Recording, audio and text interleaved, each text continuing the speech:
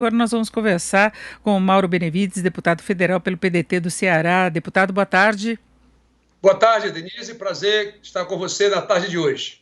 Bem, deputado, nós já falamos até do seu projeto em função das contas públicas. Eu conversava com o Felipe Salto, que é da IFE, da Instituição Fiscal Independente. Ele falou que vocês já conversaram a respeito disso, mas é um projeto que pretende utilizar recursos dos fundos, de 29 fundos públicos, o que daria a liberação aí de cerca de 177 bilhões de reais para que o governo possa fazer frente às despesas relacionadas à pandemia. Nós temos toda uma discussão, por exemplo, em relação ao auxílio emergencial, a possibilidade, ou deve ser mesmo prorrogado, isso vai acarretar mais despesas. Agora, eu queria saber exatamente como isso funcionaria, se os fundos não ficariam descobertos ou são aqueles fundos que o governo já pretende mesmo desfazer e utilizar os recursos. Bom, primeiro, a PEC dos fundos, que é o que o próprio governo federal propôs ao Senado Federal, primeiro, ele tem outros regramentos para fundos no Brasil. O que é um fundo?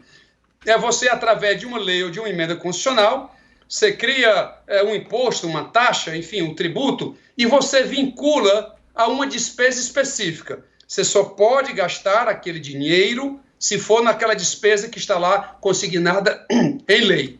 A PEC dos fundos, ela faz um novo marco legal para os fundos, ela extingue os fundos, mas permite que o Congresso, as assembleias e as câmaras municipais mantenham tais fundos, ela exige lei complementar para a criação, enfim, tem todo um regramento que o meu não trata disso. O meu projeto, exclusivamente, ele diz assim, dos 253 bilhões de fundos públicos federais que estão lá parados, alguns dos que eu escolhi há 10 anos, 15 anos, 25 anos, portanto, o meu projeto ele não extingue fundo. Ele simplesmente é um manejo de caixa, onde ele vai lá em 31/12, Denise, de 2019, e aí desvincula esses recursos, 177 bilhões. Eu estou sentindo aqui na Câmara que isso possa ficar mais ou menos em 160 bilhões de reais. É o maior programa, pelo menos que eu andei pesquisando, de envergadura financeira aqui na Câmara dos Deputados,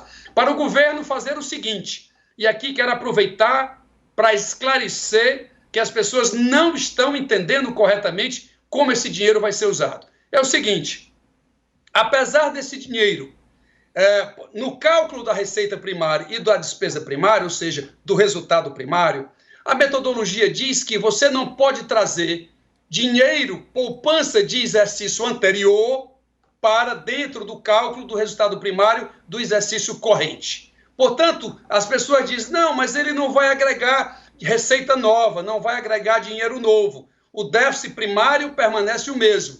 Tudo bem, mas ele é caixa.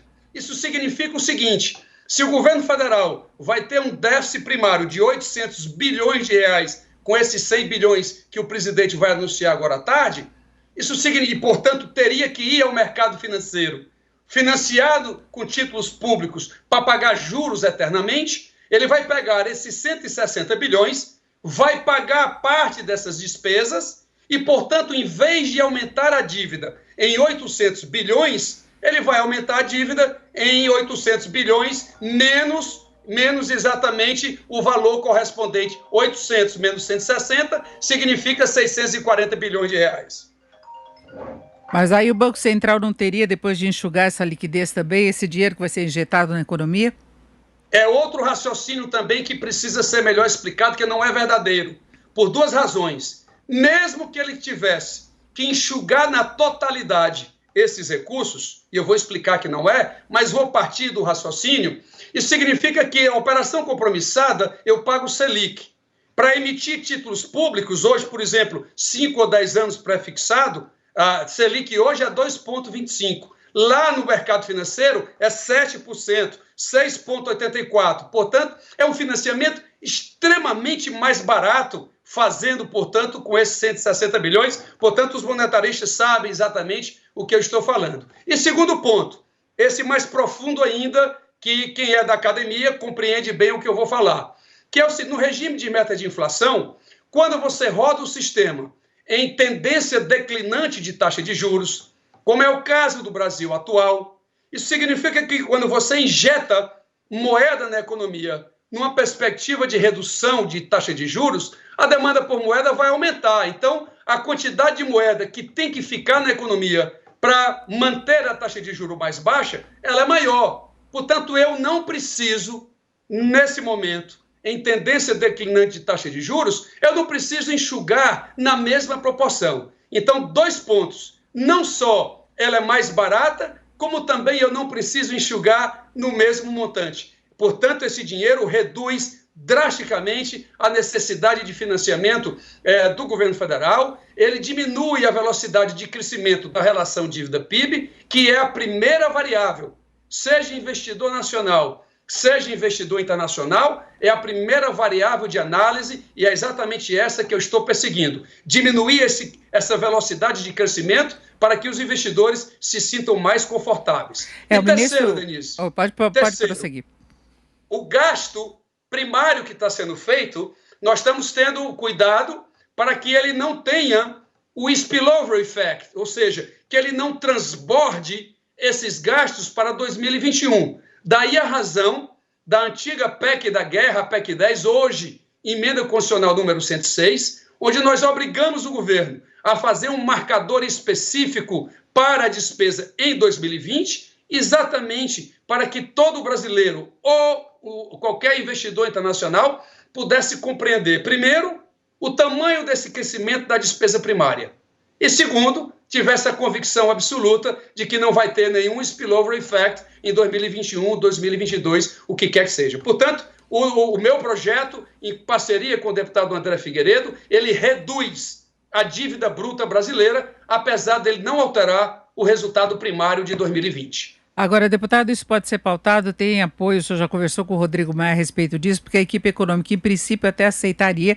porque eles estão querendo buscar exatamente uma forma de financiar esses gastos adicionais. Eles já queriam mexer nos recursos dos fundos, né?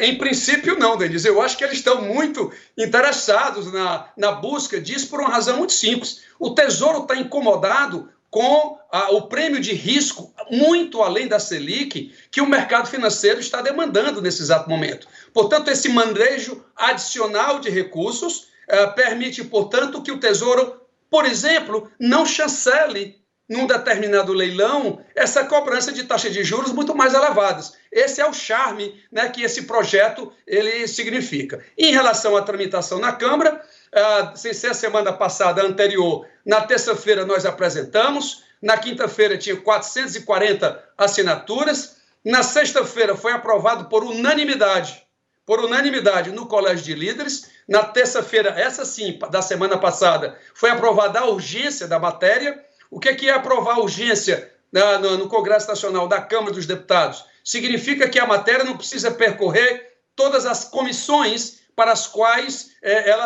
esse projeto seria devidamente indicado. Portanto, ele vem direto para o plenário. O presidente Rodrigo Maia designou o deputado Elmar Nascimento para ser o relator da matéria. Ele pediu 72 horas, segunda, terça e quarta, para produzir desta semana, para poder encontrar um relatório que possa agradar, portanto, os desejos da casa, o aprimoramento do projeto, inclusive conversando também com o Ministério da Economia. Quem sabe, conversando com o presidente Rodrigo, a gente possa, ou na quinta-feira, ou na semana que vem, nós possamos, portanto, fazer essa grande contribuição que a Câmara dos Deputados, com certeza, vai proporcionar ao Brasil. E veja, Denise, que eu sou deputado de oposição, eu sou deputado do PDT, mas como secretário da Fazenda 12 anos, do meu querido estado do Ceará, rigor fiscal, para mim, é extremamente relevante. Não existe social sem ter fiscal capaz de produzir esses recursos que, para mim, são fundamentais. Nós ouvimos aqui o deputado Mauro Benevides, deputado federal pelo PDT do Ceará. Deputado, muito obrigado, uma boa tarde. Um abraço para todos. Tenho a certeza que o Brasil vai reduzir a sua dívida pública. Um abraço a todos, Denise. Até mais.